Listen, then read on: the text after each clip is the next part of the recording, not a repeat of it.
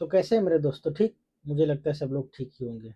मैंने अपने पहले वीडियो में बात किया था बिहार के पॉलिटिकल पार्टी के बारे में और कुछ नेताओं के बारे में, और बिहार में क्या होगा, किस पार्टी को कितने वोट मिलेंगे और किस पार्टी की सरकार बनेगी।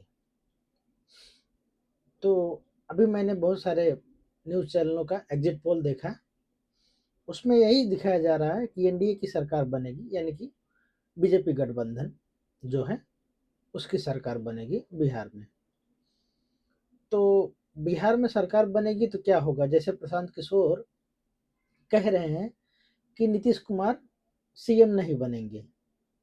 उस कंडीशन में सीएम कौन बनेगा, इस पे आज चर्चा करेंगे।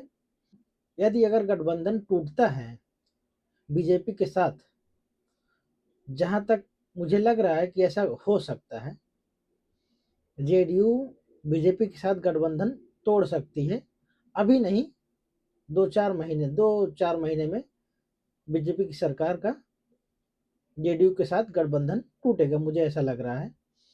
तो उस कंडीशन में क्या होगा, कौन मुख्यमंत्री बनेगा,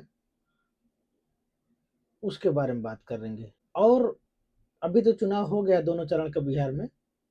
चुनाव होने के बाद चुनाव के टाइम पे भी बहुत सारे वीडियो ऐसे आ रहे थे, जो यादव समुदाय है आरजेडी को वोट करता है और नीतीश कुमार को भी वोट करता है, लेकिन ज़्यादातर वोट यादव समुदाय आरजेडी को वोट करता है। बिहार में ऐसा है, और यूपी में अखिलेश यादव को वोट करता है यादव समुदाय ज़्यादातर। तो वीडियो की तो कुछ क्लिपें हम नहीं चलाएंगे, क्योंकि चलाना ठीक नहीं है। उसमें लोगों के मैं ब्लर कर मुझे चलाने के लिए मुझे लोगों का चेहरा ब्लर करना पड़ेगा। कुछ ऐसे वीडियो हैं जिनमें मार पिटाई वाली है, तो वीडियो तो नहीं चलाएंगे, लेकिन बातें करेंगे उसके बारे में। तो आज इन्हीं 3 मुद्दों पर बातें करेंगे। तो पहले नीतीश कुमार के बीजेपी में गठबंधन रहने पर क्या होगा, और बीजेपी से गठबंधन अगर टूटता है तो क्या होगा। इन दोनों परिस्थितियों में उस पर बात कर लेते हैं।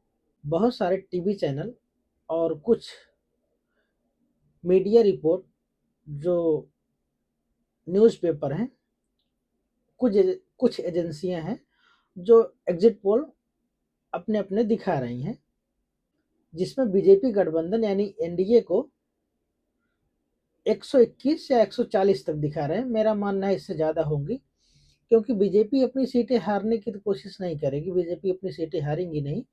जितनी उसकी सीटें थी, 2-4 भले कम हो जाएं, लेकिन कम नहीं होंगी। और जेडीयू के बढ़ने के कारण तो हैं, वो मैं पहले अपने वीडियो में बोला था। जेडीयू की सीटें पिछली बार के अपेक्षा इस बार बढ़ेंगी, वो तो तय है।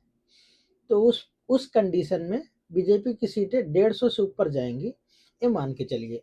पहले वीडियो में मैंने यही बोला है अपने कि 150 सीटें बीजेपी की आएंगी। चिराग पासवान और जीतन राम मांझी और जेडीयू और बीजेपी की, ये तीनों मिला के। और अभी चुनाव होने के बाद जो परिणाम, चुनाव हो गया है, परिणाम आने के बाद अभी कुछ होगा, जो निर्दलीय कुछ लोग होंगे वो बीजेपी में भी जा सकते हैं और आरजेडी में भी जा सकते हैं, तो सीटें बढ़ेंगी। उस हिसाब से बीजेपी का कितना नंबर होता है और आरजेडी का कितना नंबर होता है और नीतीश कुमार क्या बोलते हैं, उस पर बहुत कुछ डिपेंड करेगा।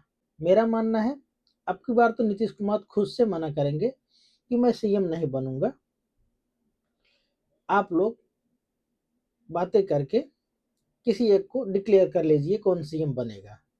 ऐसा होने वाला है। इस कंडीशन में एनडीए गठबंधन में थोड़ा खींचातानी होगा। क्यों होगा? क्योंकि चिराग पासवान के भी कुछ समर्थक हैं जो चिराग को बोलेंगे कि चिराग को सीएम होना चाहिए, और बीजेपी के पास कोई सीएम कैंडिडेट है नहीं मेरी नज़र में। एक सम्राट चौधरी हैं, लेकिन प्रशांत किशोर ने उनके ऊपर आरोप लगाकर उनकी थोड़ी छवि खराब कर दी है। तो बीजेपी शायद उनके लिए थोड़ा से पीछे हटेगी, उनको सीएम नहीं बनाएगी। इस कंडीशन में किसको सीएम बनाएगी, अब इस पे कुमार विश्वास का एक वायरल वीडियो है जिसमें बीजेपी किसी को भी पीछे से उठाती है, आइए आपको बना देते हैं, कोई भी जैसे भी दिल्ली में बनाया है और राजस्थान में, उसी हिसाब से बीजेपी शायद कर सकती है अगर ऐसा होगा। लेकिन उस कंडीशन में फिर जेडीयू के जो विधायक रहेंगे उनके अंदर थोड़ी खटपट होगी, और इसी चीज का आरजेडी को इंतजार है कि नीतीश कुमार जहां ना कहे कि सीएम हम नहीं बनेंगे, उसका फायदा आरजेडी उठाना चाहेगी, कुछ विधायकों को तोड़ेगी। 100 नंबर तो आरजेडी के आने वाले हैं, 100 सीटें तो आने वाली हैं, मान के चलिए 100 सीटों से मुझे नहीं लगता कम आएंगे, 100 सीटें तो आने वाली हैं। जो आरजेडी का गठबंधन है उसमें 100 सीटें आएंगी आरजेडी को, और कांग्रेस को 2 4 6 सीटें आएंगी, और एक आध दो जो वीआईपी पार्टी है उसकी। इस कंडीशन में वो जेडीयू से कितने विधायक अपनी तरफ कर पाते हैं। जन स्वराज जो पार्टी लड़ रही है, प्रशांत किशोर ने पहले ही बोला है कि मेरे जो विधायक जीतेंगे उतना नंबर तो आने वाला नहीं हो, तो पहले से पता है, उन्होंने पहले से बोल के रखा है मेरे विधायक जहां जाना चाहेंगे जाएंगे। वो मुझे लगता है इसीलिए वो प्रशांत किशोर लड़ ही रहे हैं।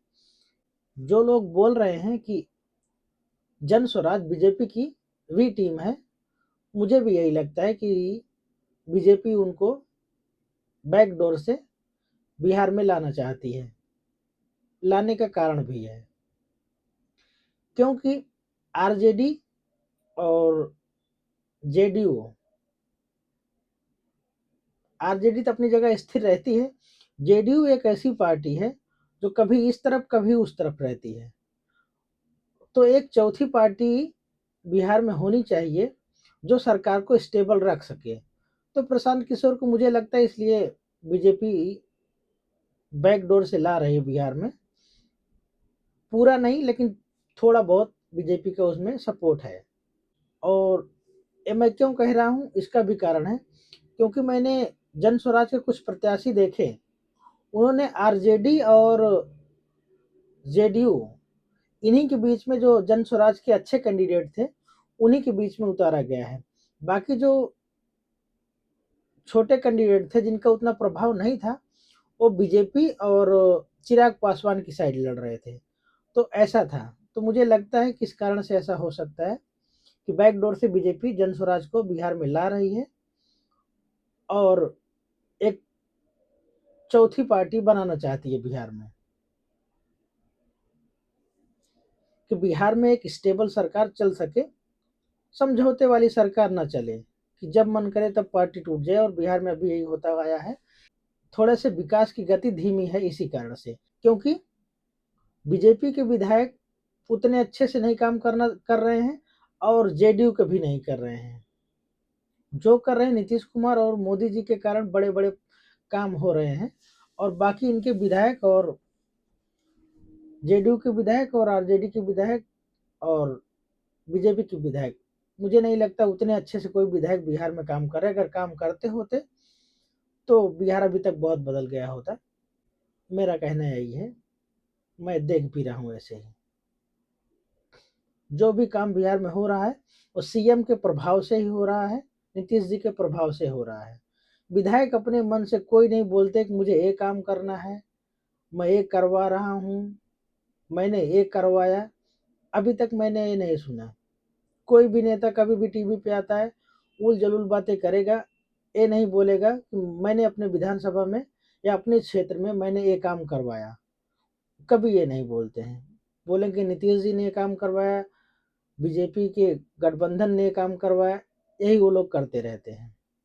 इस कंडीशन में अगर नीतीश जी सीएम नहीं बनते हैं तो बिहार में एक बड़ा खेला होगा और आरजेडी के सरकार बनने के चांसेस रहेंगे।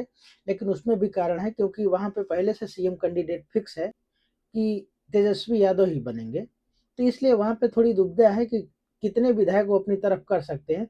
जिनको लगेगा कि उप मुख्यमंत्री दो चार बना देने से सब कुछ ठीक हो जाएगा, तो उस कारण से शायद हो सकता है कुछ विधायक आरजेडी की तरफ जा सकते हैं और आरजेडी की सरकार बनेगी जिसके सीएम तेजस्वी यादव होंगे। ऐसा हो सकता है। ये रही दो बातें। और तीसरी की बात जो मैं वीडियो की बात की है कि कुछ वीडियो ऐसे आ रहे हैं। हाँ, कुछ वीडियो पहले भी आ रहे थे, अभी तो बहुत भयावह वीडियो आ रहे हैं बिहार से। जो यादव अपने ग्राम सभा से बीजेपी को वोट कर दिया है, उसके ग्राम सभा के लोग मिलके उसको मार रहे हैं। अपने ही जाति के लोगों को, एक यादव को मार रहा है कि तुमने क्यों जेडीयू या बीजेपी को क्यों वोट किया, इसके लिए उसको मार रहे हैं। और उसके पहले वीडियो आ रहा था जब चुनाव चल रहे थे, जो दोनों चरणों के पहले चरण में भी ऐसा वीडियो आया था कि आरजेडी के कुछ लोग जो आरजेडी को वोट नहीं करना चाहते थे, जन स्वराज या चिराग पासवान या बीजेपी या जेडीयू को वोट करना चाहते थे, तो आरजेडी के कुछ लोग उन ग्राम सभा मतलब गांव को पूरे वोट देने के लिए जाने ही नहीं देते थे। गांव के बाहर कुछ लोग रोक के ही रखते थे, आप लोगों को वोट देना ही नहीं है।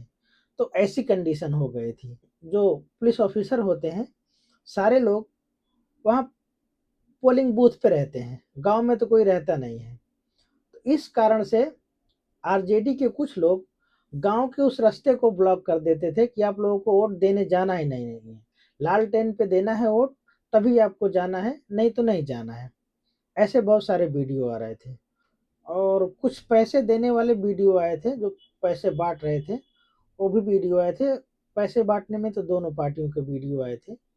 अब कितना सच कितना झूठ उसमें नहीं कह सकते, लेकिन जो ये वोट न देने वाली बात और मारने पीटने वाली बात, इनके वीडियो सच हैं, क्योंकि वहाँ के लोग ने वीडियो रिकॉर्ड किया था और वीडियो सोशल मीडिया पे है भी। उसमें गांव के लोग खुद ही बोल रहे हैं कि मुझे कहा जा रहा है किसी पे आपको वोट करना है तभी जाने दिया जाएगा, नहीं तो नहीं जाने दिया जाएगा। और एक वीडियो तभी मैंने देखा, ग्राम प्रधान जो है वो खुद उस घर के पास गए थे जिस घर के लोग ने वोट किया था। उन्होंने कहा कि क्यों आपने लालटेन पे वोट नहीं दिया, आरजेडी को क्यों वोट नहीं दिया। ये बातें हो रही थी, उसके बाद उस लड़के ने बोला कि वोट देने की आज़ादी है, जिसको मन करे उसको हम वोट दे सकते हैं। तो ग्राम प्रधान जो वहाँ के थे उन्होंने कहा ठीक है, मैं अभी दिखाता हूँ आज़ादी क्या होती है, और अभिव्यक्ति की आज़ादी या ऐसा कुछ बोल रहे थे क्या होता है। तो दो चार लोगों को बुलाए और मारपीट इस तरीके से हुई कि लाठी डंडे से मारे उसको।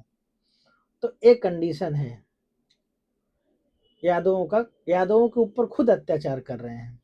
अब जीतने के बाद क्या करेंगे, बिहार का क्या हाल होगा, कुछ कहा नहीं जा सकता। वीडियो मैंने डाउनलोड करके रखा है, ज़रूरत होगी तो उसको चलाया भी जाएगा, नहीं तो मनीष कश्यप जैसा हाल होगा। धन्यवाद मेरे दोस्तों।